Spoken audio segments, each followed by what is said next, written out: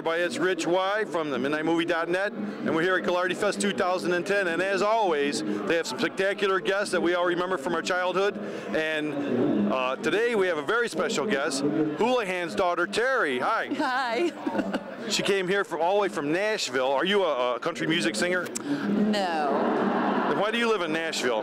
Because my husband's a musician, and we went to try to further his career, and then I had kids, and he came off the road, and that was the end of that. So he's a country musician? No, he's Christian contemporary, and blues, a little bit of blues. I'm singing the blues because I'm striking out. Well, of course, I'm sure you've been here all weekend talking to everybody, and everybody's probably asking you the same question that I'm going to ask.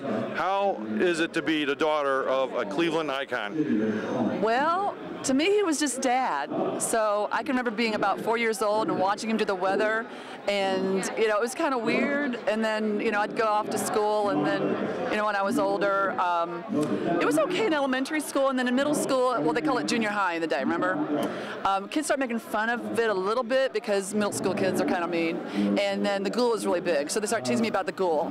So we had my English teacher had a video camera because that was like huge new technology then, and we did a whole broadcasting day, and so somebody did a little mock-up of, I don't know, Romper Room or something, and someone else did a little kids show, and then I did a mock-up of the ghoul.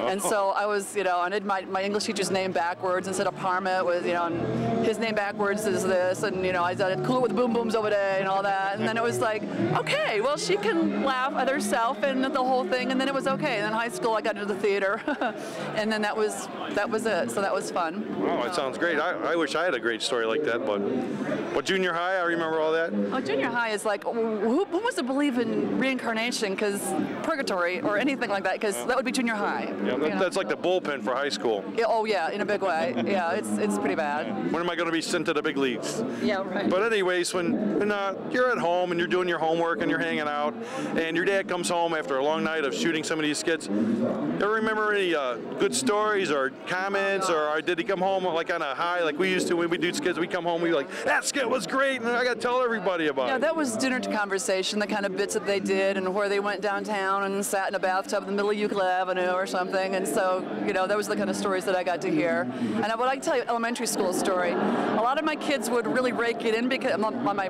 friends, I should say, made it, money on every A they got, and I would think that I would rake it in and make some money. And so I asked my dad if I could get a certain amount of money for every A, a certain amount of money for every B, because all my friends did that. And he said, without missing a beat, I don't want you to be good for money, I want you to be good for nothing. There it is, typical line from Hooli. So yeah, he always had the punchline. He was right there. So yeah. And I guess one of the other added benefits was you would know what the weather is before anybody else, right? Oh yeah, and kids at school would ask me what the weather was like. I said, I don't know.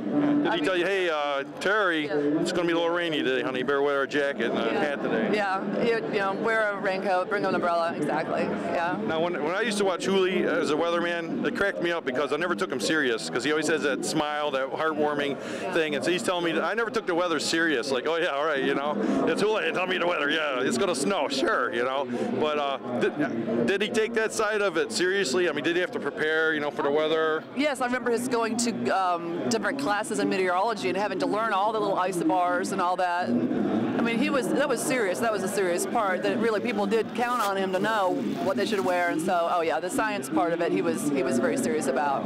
But I know my dad and still today, I got to watch Channel 8, Dick Goddard for the weather. I go, Dad, there's Weather Channel. No, I have to watch Dick Goddard. He knows the weather. And it used to be the same one. I got to watch Houlihan and Dick Goddard for the weather. So, well, I'm getting the hand high. I don't know what that means, but I guess we got to get out of here. But it's very nice seeing you. I hope you come back to Ghoulardifest again. And it's always great to talk to you, your brother, your family. Everybody's great, and we all love you guys. Hopefully we can all be together at one time. It's been a blast. It really has. So. Thanks a lot. It's nice meeting you. And there we have it. A special guest for this year's Ghoulardifest. And every year they have good guests here. So come on down and let's have fun together, like she says. Oh, well, there's always one sour apple in a bunch. I gotta go.